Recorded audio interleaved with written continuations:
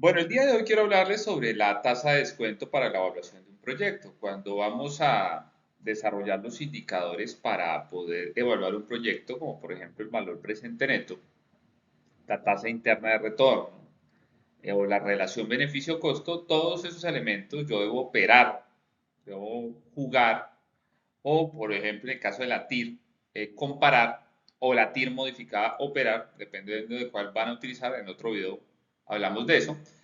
Debo utilizar una tasa de interés. Esa tasa de interés tiene, digamos, varias connotaciones, se puede sacar de varias formas. Dos formas, una estando adentro del proyecto y otra desde afuera del proyecto, ¿ok? Adentro del proyecto tenemos el costo promedio ponderado de capital o WACC en inglés, CPPC o WACC, Weighted Average Cost of Capital, que es desde adentro del proyecto, mirando las condiciones de riesgo y la estructura de capital de la organización que yo voy a evaluar, del proyecto que voy a evaluar. Y desde afuera se hace con la TIO, que la TIO es la tasa de interés de oportunidad. ¿Qué es la TIO? Hombre, la TIO básicamente es la mejor tasa a la cual un inversionista puede llegar a tener acceso. Y esa tasa de interés de oportunidad, pues obviamente es diferente en cada una de las personas y en cada uno de los individuos. Tanto así que hay proyectos que a una persona le pueden servir perfectamente, a otra persona no le pueden servir, porque depende de su tasa de interés de oportunidad. Esto es la mejor tasa a la cual usted tiene acceso como tal. ¿De qué depende esa tasa de interés de oportunidad? Y aquí pues unos temas de consejos personales, ¿no? Básicamente depende de tres elementos. El primero es el capital social y es usted a quien conoce. En la medida en que usted tenga conocidos, digamos, más productivos, obviamente usted va a mejorar sus tasas de interés de oportunidad. Bien lo decía mi abuelo, que si usted anda con cinco gamines, seguramente usted es el sexto gamín. Y si usted anda con cinco ricos, pues usted seguramente en algún momento será el sexto rico. Esto nos invita, digamos, a cuidar muy bien del capital de social y de las personas de las cuales nos rodeamos. El otro es el capital económico. Y es claro, si usted llega, digamos, a un banco, por decir algo, y usted llega con 1.000.000 de pesos a abrir un CDT, un certificado de depósito a término fijo, la tasa de interés que le van a ofrecer y el caso que le van a poner, pues va a ser mucho menor, inclusive una tasa bajita y probablemente una alcancía de plástico. Pero si usted llega con 1.000.000.000 de pesos al mismo banco, pues seguramente primero lo van a atender mejor, seguramente va a ser con la gerente a bordo y seguramente le van a ofrecer, digamos, algunas carteras colectivas que tienen unas tasas de rentabilidad mucho más interesantes. Y el otro finalmente es el capital intelectual que tiene que ver con sus conocimientos. Ese sí hace parte, digamos, de lo que usted puede modificar también, al igual que las relaciones sociales. La parte del dinero, pues aceptémoslo, eso se va construyendo a lo largo del tiempo. Pero el capital intelectual usted sí puede trabajar, usted puede cada vez conocer más en profundidad elementos que lo lleven a mejorar su tasa de interés de oportunidad. Ahora vamos con el WACC o el costo promedio ponderado del capital. El costo promedio ponderado del capital parte básicamente de ¿qué es? Entonces consiste en un promedio ponderado de las fuentes de financiación de un proyecto en particular en términos de tasa de interés. Se utiliza como factor de ponderación el porcentaje de la fuente aportante en relación al total aportado a la iniciativa. Me explico. Cuando usted construye un promedio ponderado, por ejemplo, a mis estudiantes, cuando yo les hablo de este tema en particular, les hablo de uno que conocen muy bien, que son sus notas definitivas al final del semestre. Usualmente son tres cortes, el primero vale el 30%, el segundo el 30%, el último el 40%. Y yo les digo, ¿cuál es su nota definitiva? Hombre, pues muy sencillo, usted coge el 30% por la nota que me sacó en el primer corte, el segundo 30% por lo que sacó en el segundo corte, más lo que sacó en el tercer corte por el 40%. Es un promedio ponderado como tal. En el caso de las fuentes de financiación, pues simplemente usted lo que tiene que identificar es qué porcentaje está dando fulano, sutano y perencejo. Y después obviamente, averiguar qué tasa de interés tiene cada uno, sutano, fulano y perencejo. Usualmente, dentro de este esquema, pues usted identifica dos tipos, digamos, de fuentes, ¿no? Y esto, producto, pues digamos, de la ecuación básica contable que dice que los activos en una compañía son iguales a los pasivos más el patrimonio. En ese orden de ideas, pasa lo mismo con las fuentes de financiación. Usted tiene fuentes de financiación de deuda y fuentes de financiación de capital como tal. ¿Cómo lo sacamos? Son cuatro pasos muy sencillos. El primero, identificamos las fuentes de financiación y cuánto aporta cada una de ellas, como le estoy diciendo. Usted puede tener, digamos, dos tipos, ¿no? Deuda o bien también capital de los socios. Primer elemento, identifico si de pronto tengo varias deudas, oiga, cada uno de los bancos que tengo, qué tasa me están ofreciendo y ya voy para allá. Cómo construyo esa tasa de interés neta que realmente estoy pagando. Lo segundo, sacamos el porcentaje que aporta cada una al dividir el porcentaje aportado por las fuentes sobre el total aportado por las fuentes de financiación. Tercero, identificamos la tasa de interés de cada una de las fuentes. Y cuarto, pues listo el pollo, quedamos al otro lado como tal. Acá está, digamos, la formulita. El costo promedio ponderado de capital es la plata aportada por la fuente sobre el total de la fuente de financiación. Y obviamente por I de K, que es la tasa de interés de cada una de las fuentes de financiación. ¿Ok?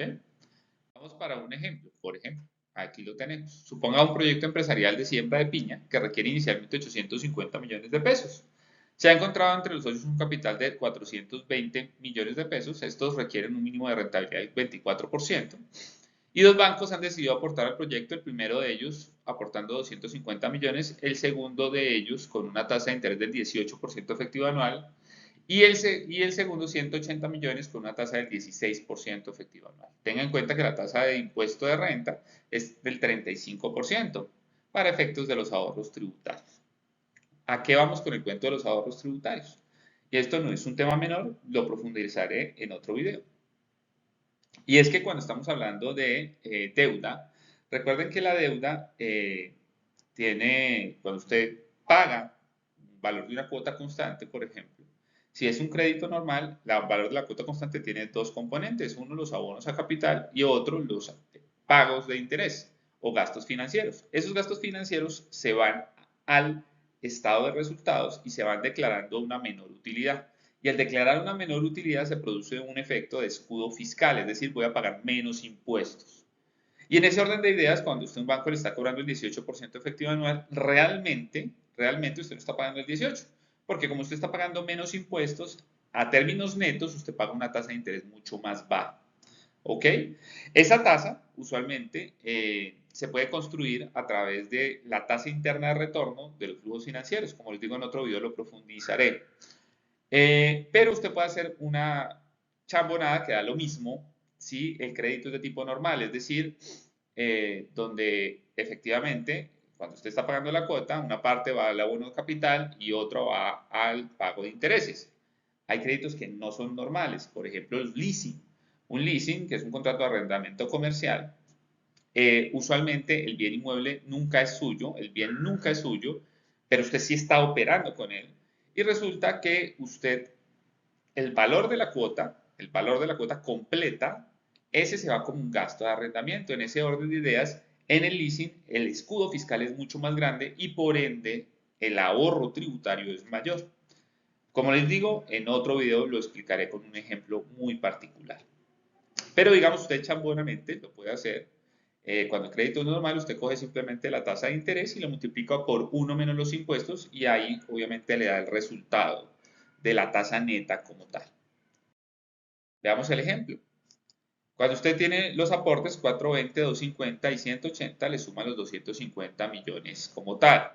Obviamente la proporción de cada uno de los aportantes es simplemente coger los 420 millones dividido entre los 850, nos da que los socios dan un 49.41, el primer banco da un 29.41% del total y el segundo banco un 21.18% para un 100% de las fuentes de financiación. El primer banco te ofreció el 18, en neto pues es el 11.7 al multiplicarlo por uno menos los impuestos, el segundo banco el 12, eso te queda en el 7.8 y la tasa de los accionistas es el 24. Esa no tiene pues obviamente ahorros como tal, porque ustedes pagan dividendos, eso va directamente en cruce entre la caja y obviamente las utilidades retenidas.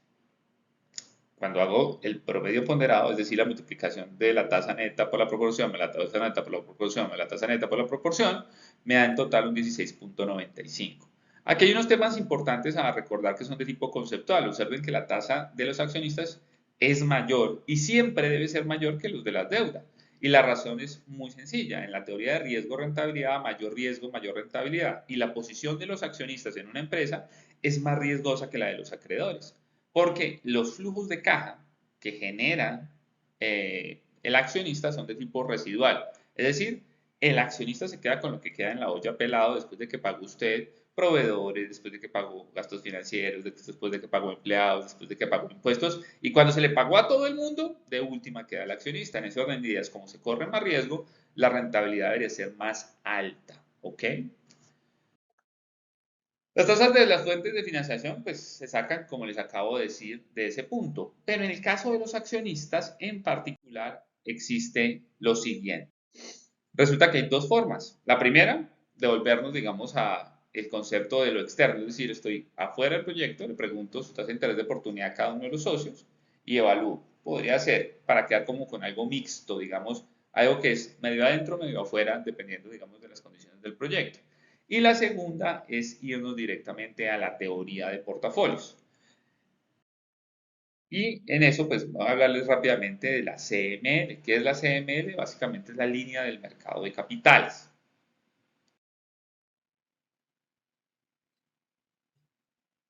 Esa línea del mercado de capitales, digamos, reconoce que cuando estamos hablando de un proyecto tiene una rentabilidad y tiene un riesgo. Riesgo es que pase algo que sea contrario. O sea, que la volatilidad, ¿cierto? Que usted gane o que usted pierda. Eso es riesgo. Es en la estadística, ese riesgo está pues considerado obviamente por la desviación estándar o por la varianza. Entonces usted tiene, digamos, un montón de puntos de las cosas y de las realidades que existen en el mercado. Y ese montón de puntos identifica obviamente un esperado de la rentabilidad basado en, digamos, los promedios históricos y los estadísticos. Y obviamente una desviación estándar que es, todo esto es completamente estadística.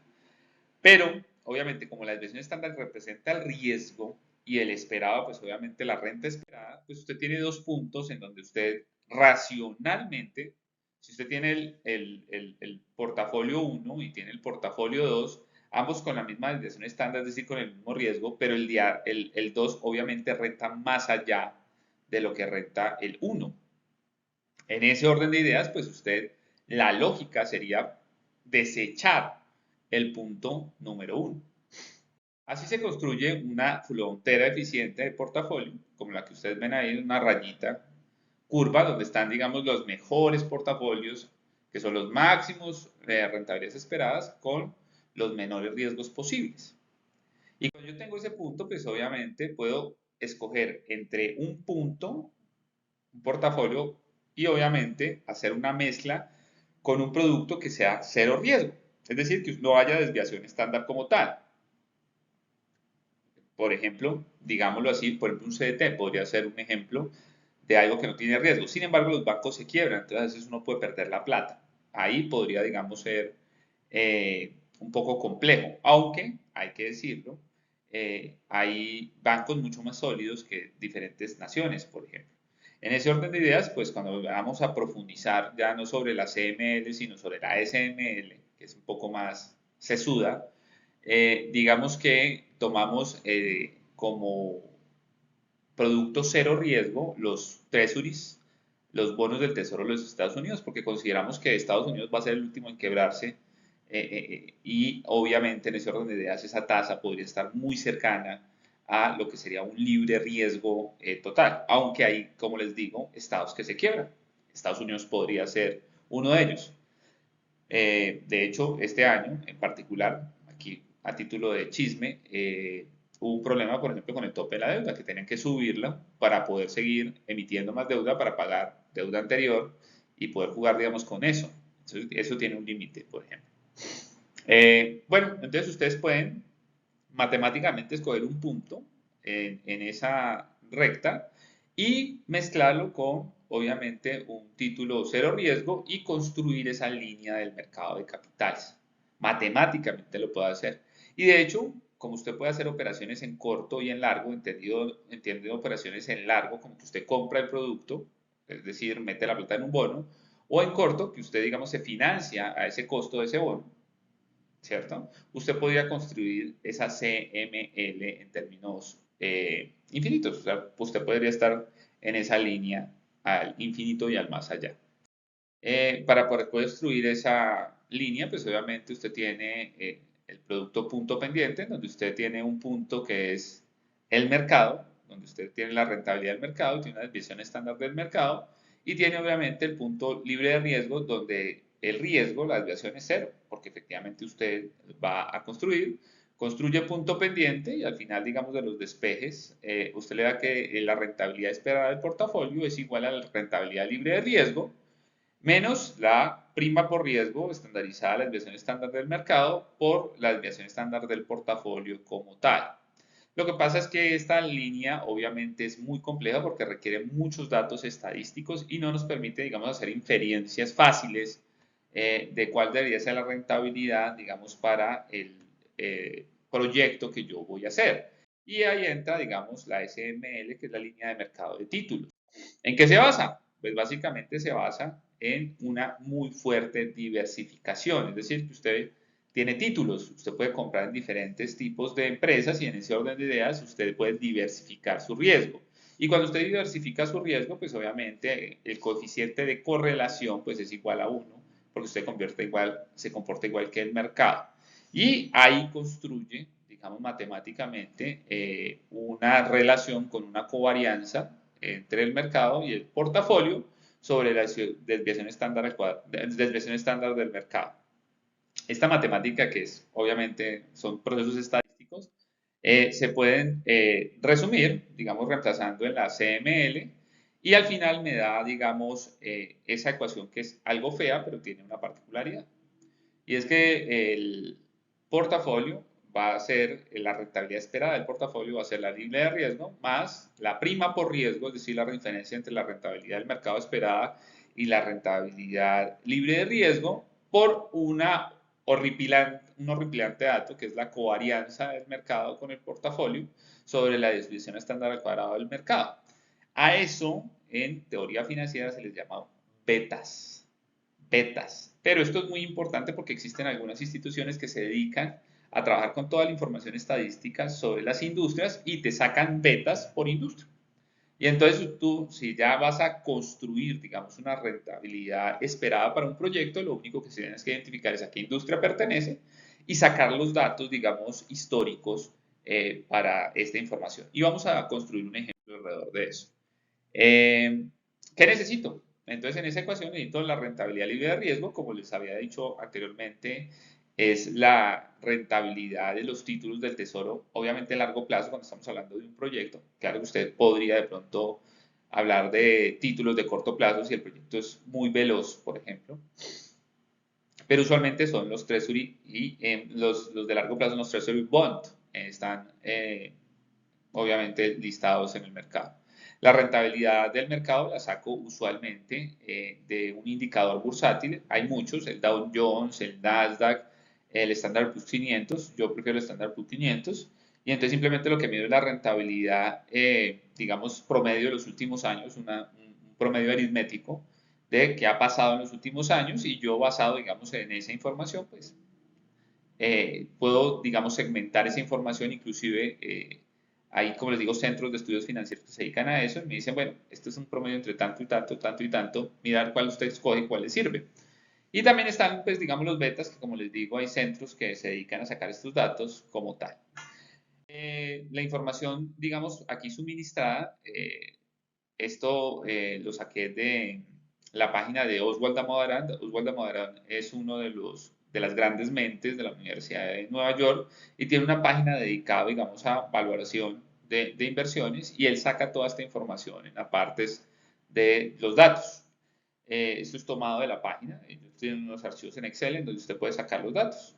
En la parte de arriba, por ejemplo, les estoy mostrando el promedio de los retornos históricos, por ejemplo, de los Standard Poor's 500 en la imagen de arriba a la izquierda y el hombre lo segmenta entre 1928 y 2023, entre 1974 y 2023, entre el 2014 y el 2023.